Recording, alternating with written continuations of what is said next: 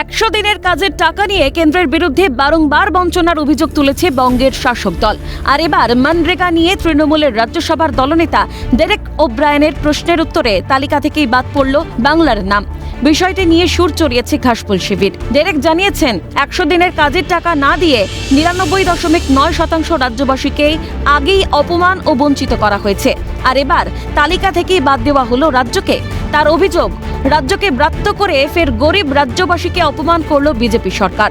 তৃণমূল সাংসদ ঋতব্রত বন্দ্যোপাধ্যায়ের অভিযোগ, কেন্দ্রীয় সরকার বাংলা বিরোধী।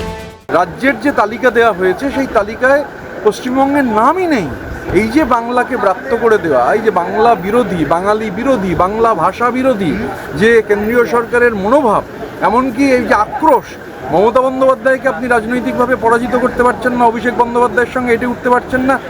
বাংলার বিরুদ্ধে যুদ্ধ ঘোষণা করেছেন, বাংলার হকের টাকা, প্রাপ্য টাকা, ন্যায্য টাকা আটকে রেখেছেন, দিচ্ছেন না, এগুলো তো ছিলই। বাংলা বিরোধী, বাংলাভাষীদের আক্রমণ করছেন, প্রতিটা ডবল ইঞ্জিন রাজ্যে আক্রমণ চলছে। এখন প্রশ্নের উত্তর, পার্লামেন্টে প্রশ্নের উত্তর, সেখানে যে টেবিল রয়েছে সমস্ত রাজ্যের নাম রয়েছে, পশ্চিমবঙ্গের নামটা বাদ দিয়ে দিয়েছেন।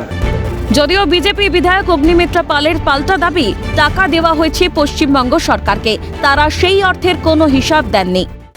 নরেন্দ্র মোদীজির সরকারে কত লক্ষ কোটি টাকা দেওয়া হয়েছে আর কত টাকা দেওয়া হয়েছিল ইউপিএ আমলে, এবং সেই সংখ্যাটা আকাশ আর পাতালে যতটা ফারাক ততটাই ফারাক।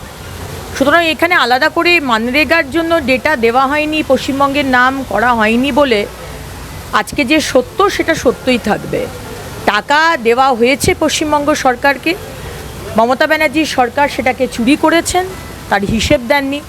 বাকি অনেক অবিজেপি শাসিত রাজ্য রয়েছে, কারুর কোনো সমস্যা নেই, একমাত্র সমস্যা শুধু পশ্চিমবঙ্গে। এটা বাংলার মানুষ আর নেবে না।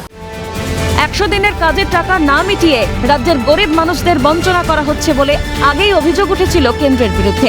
তবে যেভাবে রাজ্যের তালিকা থেকে বাংলার নাম বাদ পড়ল, তাতে কেন্দ্রের মনোভাব নিয়ে প্রশ্ন উঠতে শুরু করেছে। এর প্রভাব 26-এর বিধানসভা নির্বাচনে পড়ে কিনা তার উত্তর দেবে সময়। ইন্দ্রাণী দাশগুপ্তের রিপোর্ট, ক্যালকাটা নিউজ।